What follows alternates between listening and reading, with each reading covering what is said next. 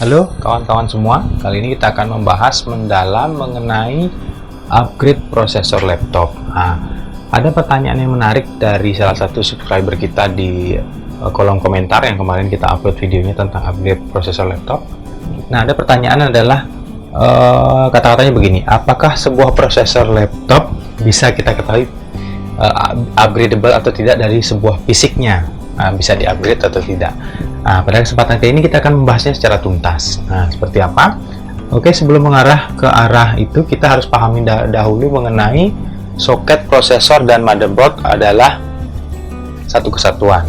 Dalam sebuah laptop memiliki dua jenis soket. Nah, yang pertama adalah soketnya PGA atau pin grid array. Dia ada pin, ada tonjolan-tonjolan kaki di bawah dari prosesor. Kemudian yang kedua adalah BGA atau ball grid array yang tersolder menyatu dengan satu kesatuan terhadap motherboardnya.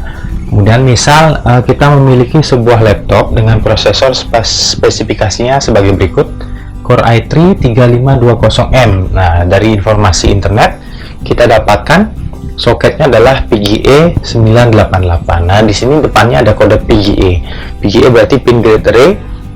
Prosesornya bisa kita upgrade dengan membuka kuncian yang ada di motherboard. Berarti prosesor ini upgradable secara simple ya.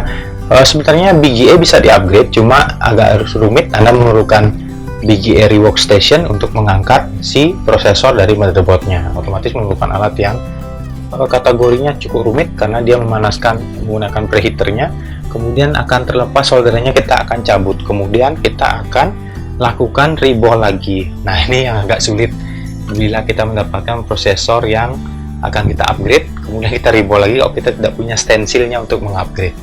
Nah, itu satu. Kemudian dari informasi ini kita mengetahui soket yang digunakan dari prosesor yang saya sebutkan tadi.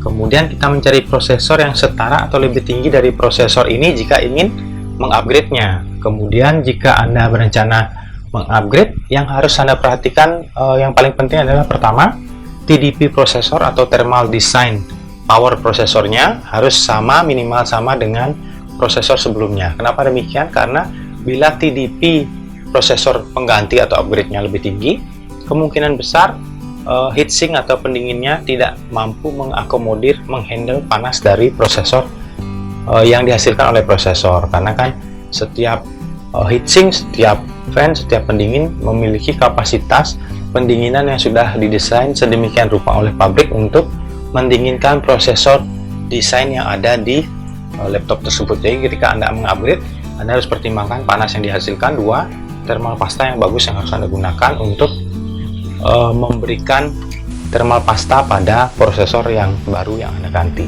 Kemudian dua, kipasnya harus lebih baik dari sebelumnya. Kemudian dua, chipset motherboard apakah bisa mengoperasikan prosesor tersebut. Misalnya adalah chipsetnya Intel HM65, dia bisa support sampai beberapa list prosesor yang ada. Kemudian yang terakhir adalah jenis RAM dan kecepatan RAM yang digunakan berapa megahertz.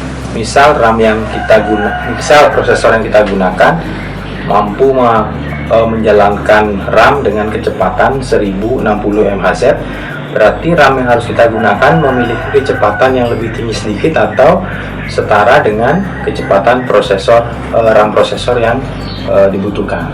Nah, kemudian baru setelah Anda memahami semua langkah di atas tadi, Anda bisa menentukan prosesor yang digunakan serta mempertimbangkan harga dari prosesor upgrade yang akan Anda gunakan. Nah, sehingga antara price to performance-nya tidak terlalu jauh perbedaannya. Jadi harganya mahal tapi performanya rendah. Jadi itu yang harus kita pertimbangkan.